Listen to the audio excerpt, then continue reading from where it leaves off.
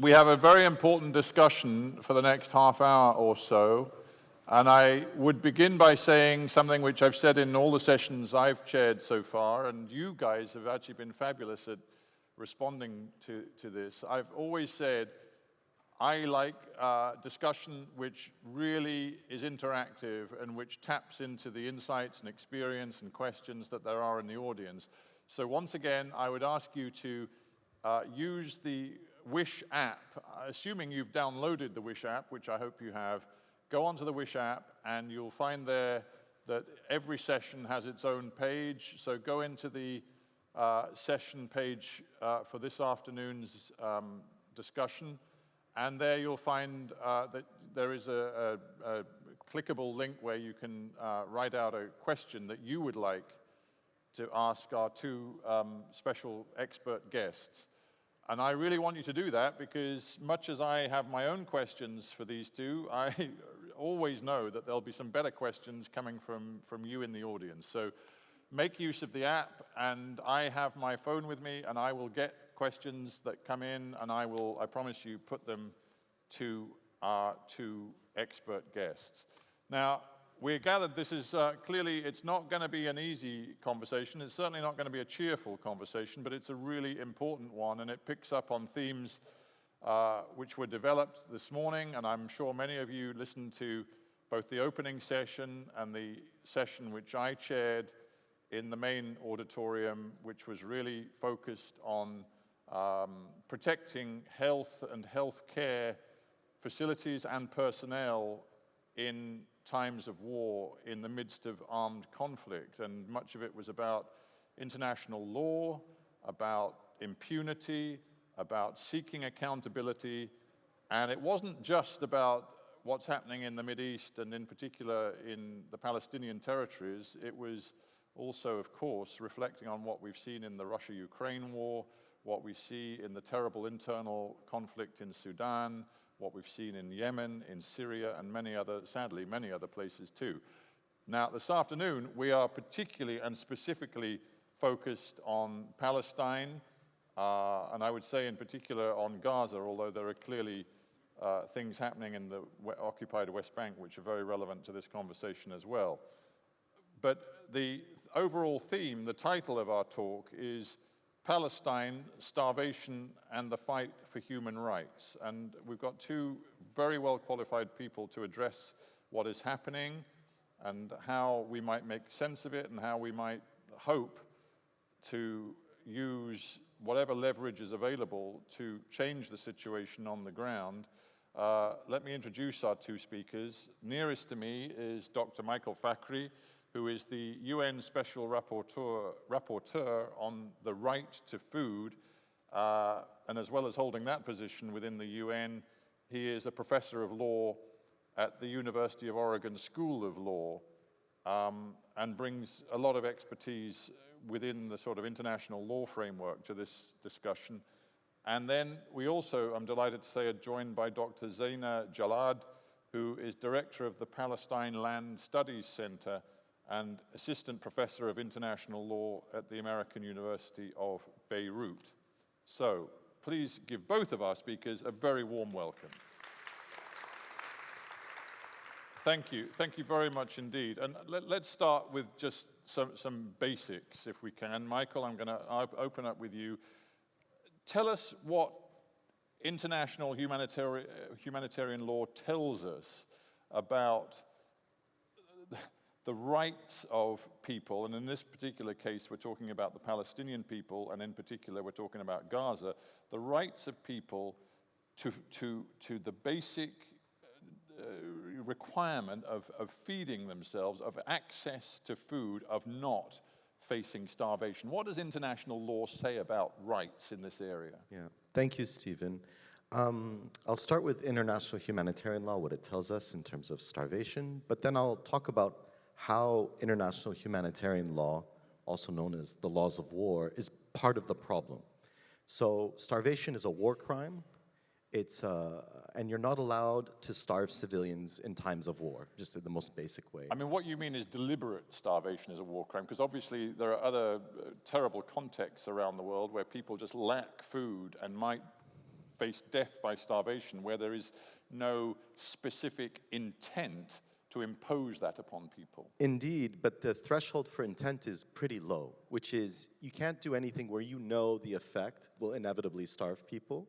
But the second thing to keep in mind is, before we even get to starvation, when we're talking about just hunger, hunger is always a political problem, meaning it's always the result of choices that are made.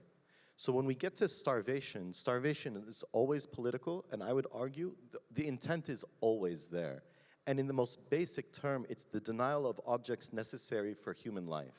So it's not just about food, it's the denial of water, of medicines, and I would argue also the destruction of civil infrastructure. So what we saw, so that's in general terms. Yeah. What we saw in Gaza is Israel announced its intent to starve 2.3 million Palestinians in Gaza on October 9th.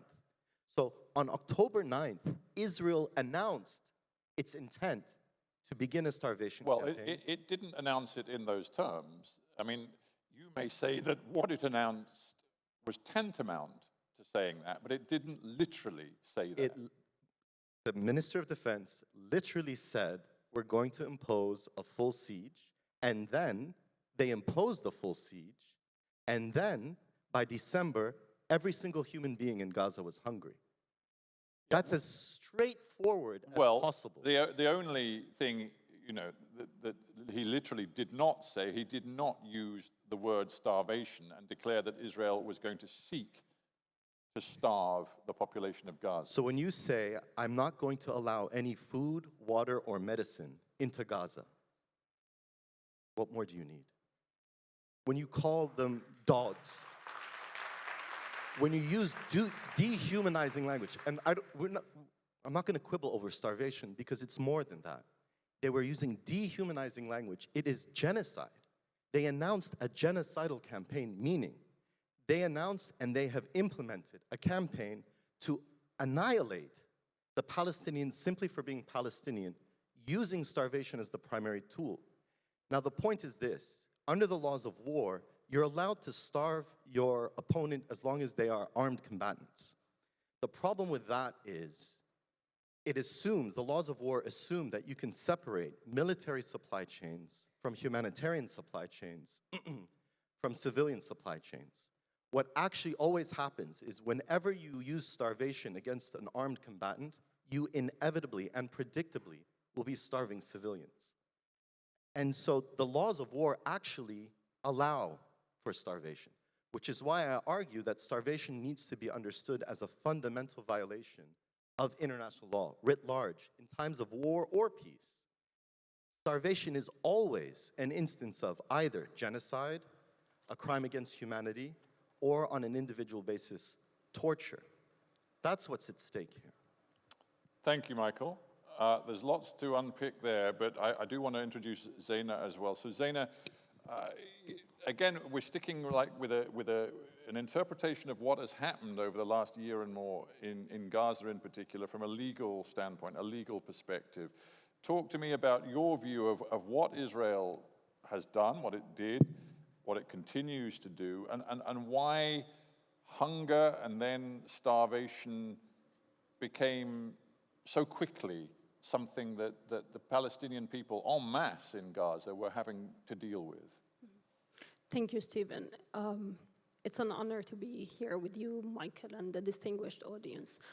Let me pick up on where Michael ended with your question on intentionality. Yeah. And we are now my lawyer's Well, it's important, yeah. Yeah, I think if we want to understand the context of the war on Gaza and in Gaza in the past year, it's important to understand the landscape that has furbished for where we are today. If we just zoom in on October 7th, 8th, 9th, or November 10th, or the past 400-something days, it doesn't allow us to give the answers for what is really happening. Since the 40s, Israel has created and really designed an architecture for a legal system of denial. There is, by design, a legal system that erodes people's daily access to the most fundamental rights.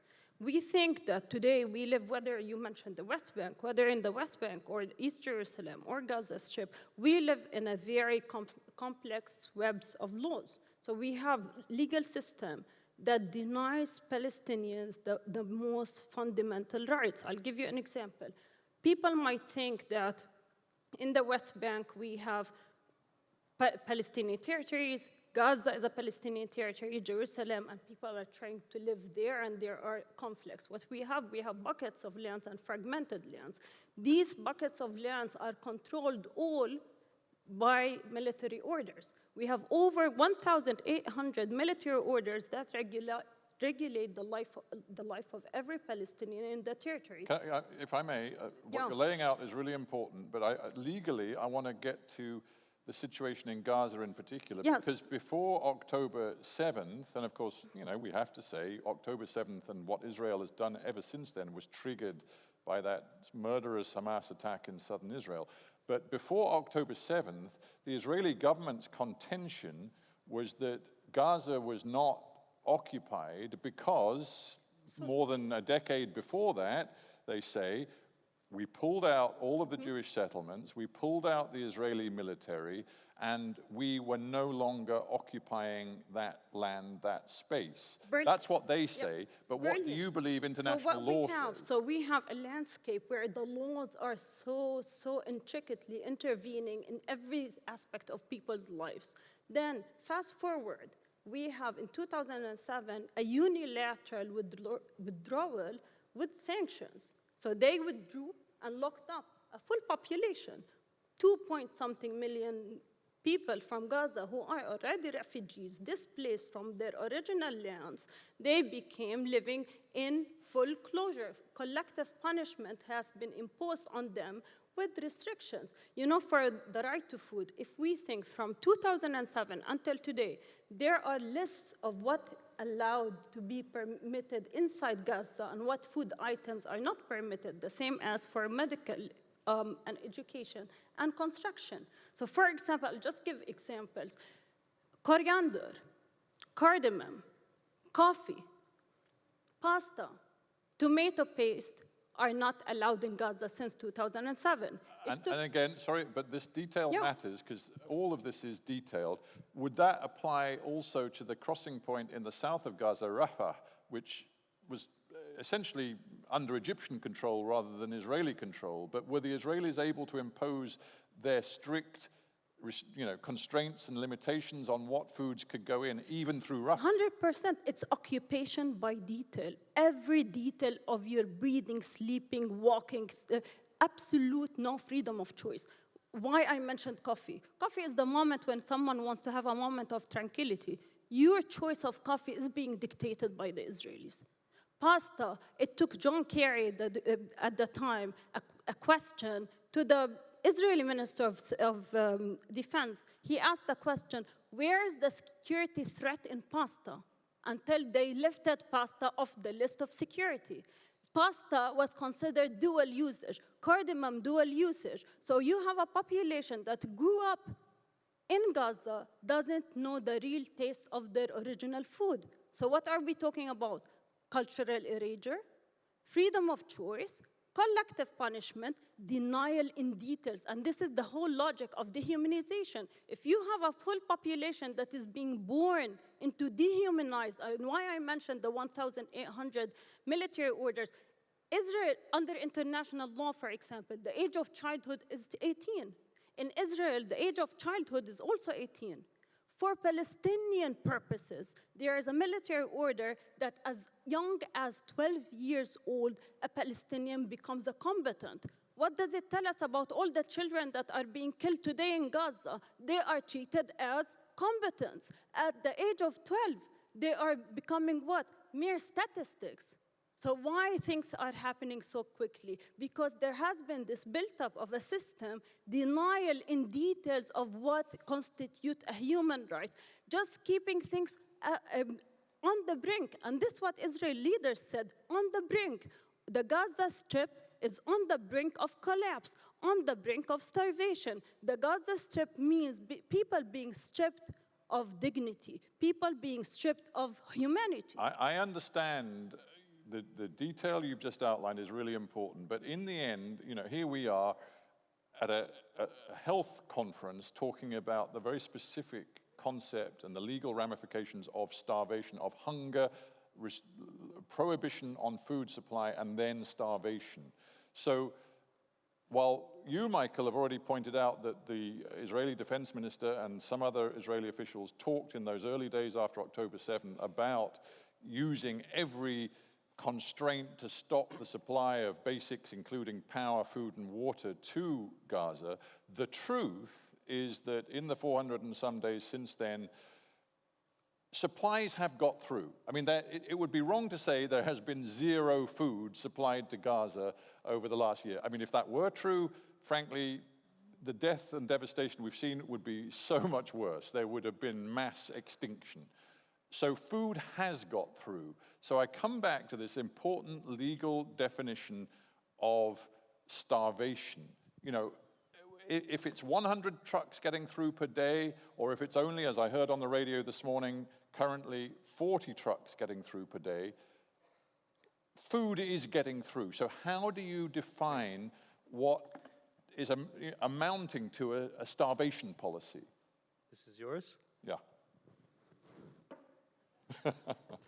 That's it. I've denied you. I've denied you water. It's the denial. It's before October 2nd, 50% of people in Gaza were food insecure and 80% depended on humanitarian aid. Israel counted calories. To build on Zaina's point, they counted calories to make sure everyone was hungry, but they didn't raise international humanitarian alarms. The legal definition is the denial of objects necessary for human life. What Israel is doing is created a famine. You look at, start in the north. Mm-hmm. They've focused their intent on pushing everyone, using starvation to push everyone from the north. Supplies have not reached the north for the last month. So this is what's going, this is why it's starvation. Humanitarian convoys, in my direct conversation with humanitarian workers, first, humanitarian convoys are either denied or restricted. And then, the few that have made it through over the last year, the humanitarian convoys will coordinate with the IDF. Nevertheless, the IDF will attack and strike these UN humanitarian convoys. So now let's imagine the convoy finally makes it through. After being struck, civilians seeking humanitarian aid are targeted and killed as well. On top of that, it's not just about allowing humanitarian aid. This is the human rights part, allowing people to feed themselves. The food system itself has been destroyed. 95% of the local food system in Gaza has been destroyed. So we're talking orchards, farms, fishers, boats, greenhouses. I wanted to ask you about that because I used to be based in the Middle East, and I've spent many years ago, spent quite a lot of time in Gaza, and I remember being struck, despite, thank you very much, you've stopped denying me my basic... It's your human right, after all. I remember being surprised back then, and this is in the 1990s, I was surprised by how much productive, deeply, intensively farmed land there is in Gaza, with amazing vegetable growing, as you say, orchards. The Gazans have a tradition, a very fine tradition of food production. And so this is part of the same story. It's not just about controlling the access points into Gaza from outside. It's also about whatever has happened to the agricultural land and the productive land inside that small space. So tell me, what has happened? Indeed, and to build on Zena's point, what's at stake is not just about food, it's people's dignity. And we use food, that's how we define who we are. How I feed myself, I feed my children, my guests, is an expression of who I am. And you can't think about Gaza without thinking about the sea as well, and the fishers. And so when Israelis are uprooting olive trees, for example, whether it's the West Bank or in East Jerusalem or in Gaza, remember, olive trees live for thousands of years.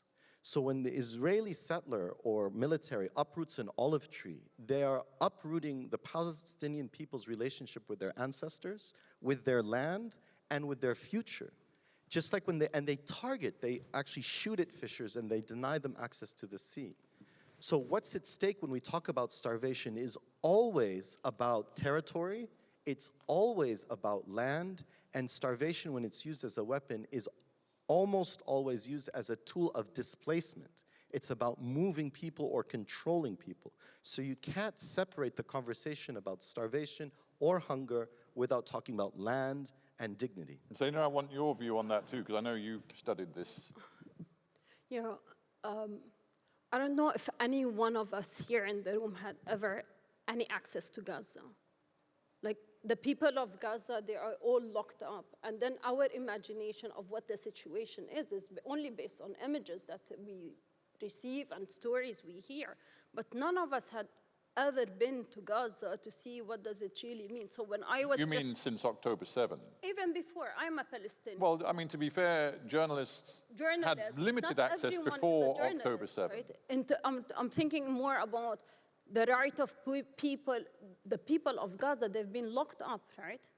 So they have been locked up with very restrictive measures on their mobility, on freedom. They have basically, their freedoms have been reduced to the bare minimum.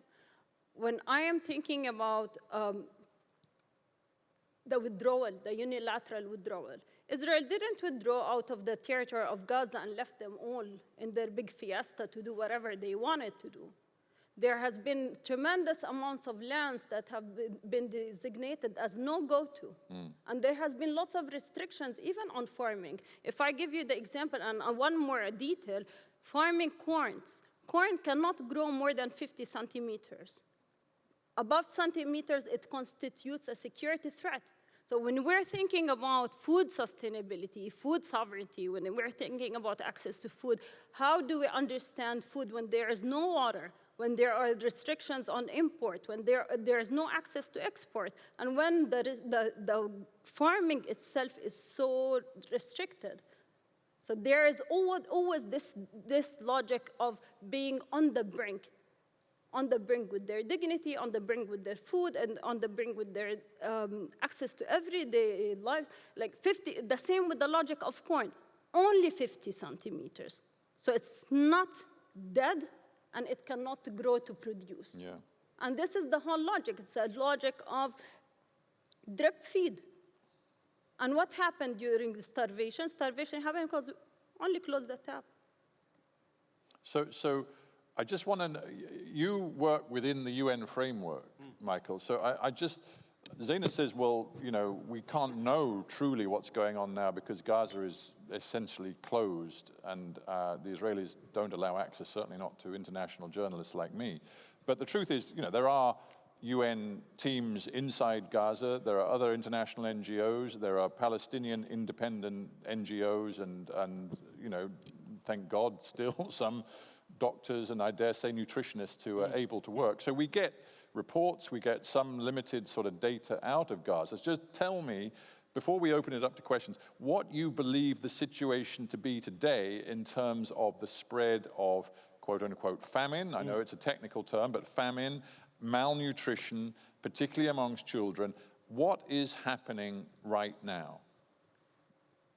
Genocide and a famine, undoubtedly. And the reason I'm able to say it's a famine, I understand it's a technical term if we only focus on a humanitarian definition. The problem with the humanitarian definition of starvation is you count corpses. It's about counting how many people have died, and if a certain number of people have died from hunger or malnutrition, then it counts as starvation under humanitarian terms. From a human rights perspective, this is what I learned in the last year from health practitioners who came out of Gaza, is what I learned is the only people right now who are bearing witness and are able, in professional terms, to articulate what's going on are the health practitioners. And what I've learned on panels, several panels with health practitioners who've been able to get out of Gaza, is there's a famine. And from a human rights perspective, what that means is this. When one child dies from malnutrition or dehydration, it's a famine. Because if you think about when you're in times of hunger, in times of need, who do we feed first? We feed our children. We feed our neighbors' children. We feed our community's children.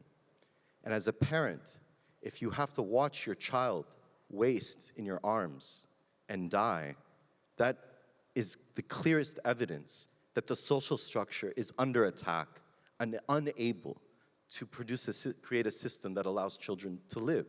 So we don't have to wait. So this is a human rights definition which I encourage everyone here to think about. Those of you that are health practitioners, you are bearing witness on the front lines.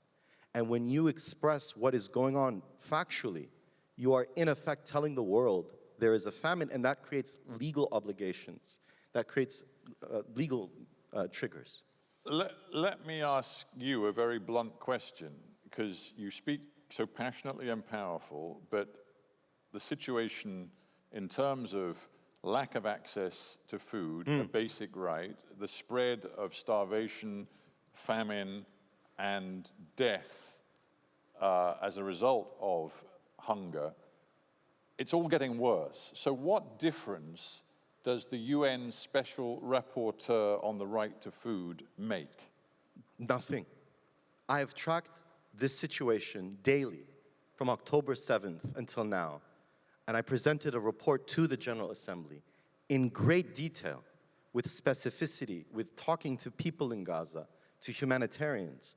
No facts and figures, no images. We did the first illustrated human rights report for the UN, because words alone couldn't capture the horror. I've spoken out on every media outlet you can imagine. Nothing anyone has done has made a difference. We are witnessing genocide in real time, being videoed by the people themselves experiencing it. And here we are over 1 year later. It takes, the United States has to stop sending weapons and money to Israel. Full stop. And I will add, so what can the rest of the world do? What we said from the beginning, sanctions against Israel. Most importantly, Arab countries that have treaties with Israel, shame on you. Thing is, An Israeli citizen has more rights of mobility in Arab countries than Palestinians do today. Therefore, Arab peoples and Arab countries need to take a strong position and impose sanctions, embargoes, and finally, the movement that people are calling for, unseat Israel from the United Nations. Israel's attacking the UN. It's declared the Secretary General persona non grata. It's killed the largest number of UN staff in the history of the UN ever is in Gaza. Special rapporteurs, independent human rights experts are under attack, and now Israel is shooting at peacekeepers in southern Lebanon. So Israel's attacking the UN itself. At this point, we need to draw a hard line and say, khalas. Thing is, again, I feel and respect the power of your feeling and the passion, but with the greatest respect, you know, when you go deep into geopolitics and make demands on the United States and demands on Israel and demands on the Arab world, those are demands you feel from your heart, but you can't make any difference to them. You can just use your voice, but your voice, as you've just said, doesn't make any difference right now. But let's bring it back to the law, to international law, and what might be possible or not, just using the laws. Zaina, you know, you're a legal expert in this humanitarian field. Is there anything that can be done using the law and addressing issues of accountability and impunity that is short of just making huge demands for a change in the geopolitics of this? I did a full dissertation at Columbia University on why law runs out in the Arab region. So my whole dissertation and research was why international law reached a place where it runs out when it comes to the Palestinian question. And what happens that cripples the law. I do not think we are in short of law. I think the Palestinian question is one of the questions that has been mostly documented, and we have more resolutions that we have as a question. We've a universal question today that has shaped the understanding of international law. The plight of the Palestinian has existed before international law treaties. The question of Palestinian refugees has shaped the treaties of international law. So I do not think by the return to law, it's very rhetorically, it's a fun idea to entertain, and we can always talk about imagining Palestine, imagining let's close our eyes now and try to imagine if Resolution 181 applies. Yes, that's such a wonderful word. But then for me, just thinking back of the conversation that we're having now, there's something that really bothers me about how we're sitting in this room and as if we're almost normalizing misery. Mm-hmm. There's something ethically very, very destabilizing when we're asking about the people of Gaza and who gets to get in and who gets to get out. Why they should be locked up to start with. The question why the people in Gaza have no freedom of choice. Why are we sitting in this room to think about a logic where the drip feed becomes the normal? For years and years, the international law, the international organizations, the international treaties have talked about Gaza as the biggest open-air prison in the world. Building on what Michael said, if the UN Secretary General is a persona non grata for Israel, and then you have the moment when Netanyahu goes before the General Assembly and he took physically the Universal Declaration of Human Rights and then he just shredded it. So what is the value of international law beyond its rhetorical power? What we need to think about, how did we today, all of us, contributed to crippling the law and how we can reinstate the power of the law? Well put, and it leads me to get into audience questions. I mean, seems to me, you say, you know, how can we all sit here and have this discussion and we're in effect normalizing something that is utterly unacceptable and These people are living under occupation. This is the problem. But, I mean, the danger then is that you end up with just a complete weariness, resignation, a feeling that, you know what, I can't in any way fix all of the problems that you two have just outlined, that you throw your hands up in the air and say, this is just impossible. And that isn't helping anybody. No. So that's by way of introducing a first question from the audience. I don't know who, but somebody has just asked, how can we as individuals contribute, help the people in Gaza? How can we come together as communities to at least try to change what is currently happening on the ground? Is there any way? What would you recommend to everybody? Rather than just pure helplessness and depression, what would you, in a more sort of positive, proactive way, suggest that people can do? Just as we've described one of the most dire situations in the history of the Palestinian people and in humanity itself, I would argue, in modern times, this is a moment of unprecedented solidarity for the Palestinian people around the world. Millions of people around the world have been marching and organizing, and the most powerful voice and the most powerful force has been the students in the United States in ways the United States has never seen. I've never imagined I would ever hear in the United States, from the river to the sea, Palestine will be free. This was unfathomable if you thought about this 10 years ago. So I would start with, there is power in organizing and mobilizing. And what Arab governments know is that the people, they're afraid of their own people. Arab governments, and I'm overgeneralizing for the purposes of time, know that people in Arab countries see this injustice and have experienced this injustice over generations.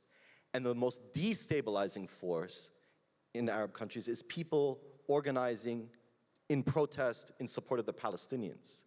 It's already a regional war. People were worried about being a regional war. It was a regional war in October already. So we're in a moment where the whole region is going to be upended, and unless the governments respond to what people are demanding, they're going to see instability spill over. And everything counts.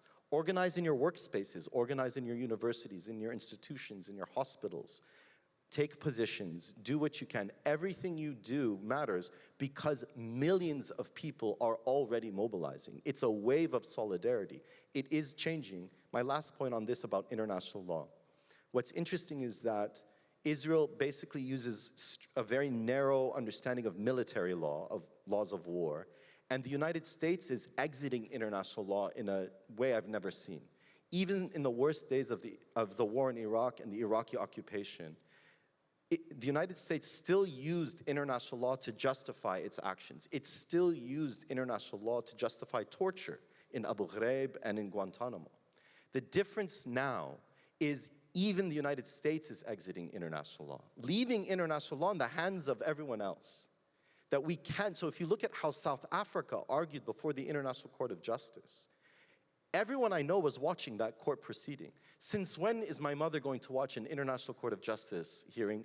That day she did. Everyone I know watched South Africa because South Africa presented an international legal argument that represented all of us.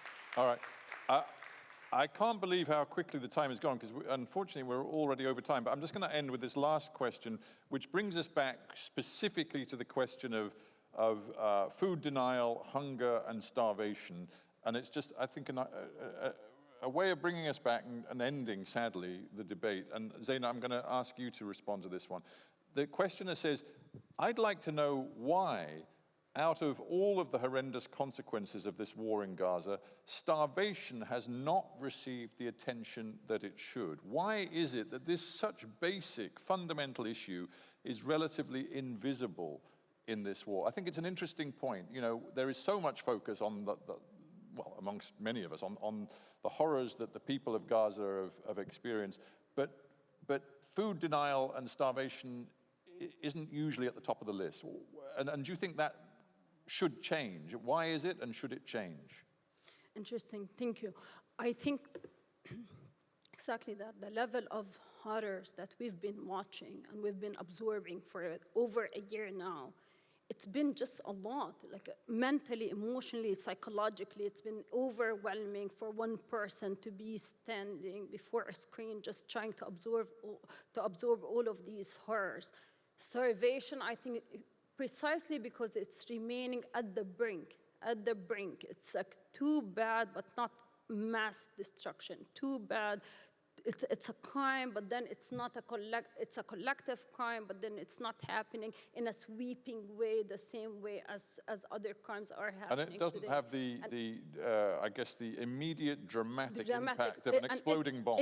And this is where I have started with, when we started this debate, is how there are certain systems that allow for the slow and long death of the people. So we have the fast killing, the mass killing of Palestinians in Gaza, or what we see around the world with these direct modes of destruction. But then there's another less obvious, more invisible, and takes time. It's a slow burning type of a crime where people are malnutrition, then they have the chronic health issues, then they develop with their illnesses until there's the tap that closes. So why it's important to have this kind of debate today? Because what is happening in Gaza is not explicit to Gaza. And if we are not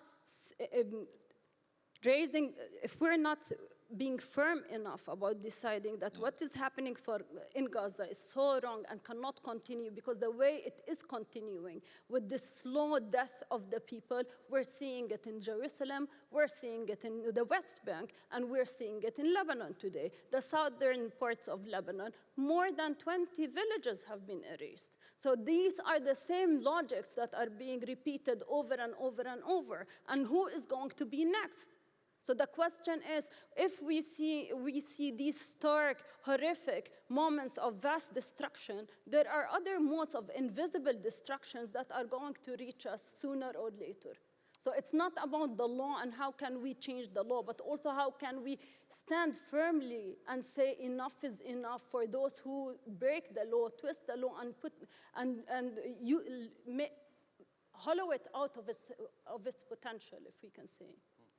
I thank you. I mean, there's a feeling at the end of a discussion like this that, the time allotted and the way in which we discuss it is never enough to really match the enormity of what we're discussing. But, I thank you both for your contributions and your passion.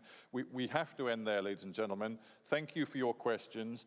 And before we leave, just give a very warm thank you to Michael and to Zaina. Thank you very much indeed. Thank you. Thank you very much, ladies and gentlemen.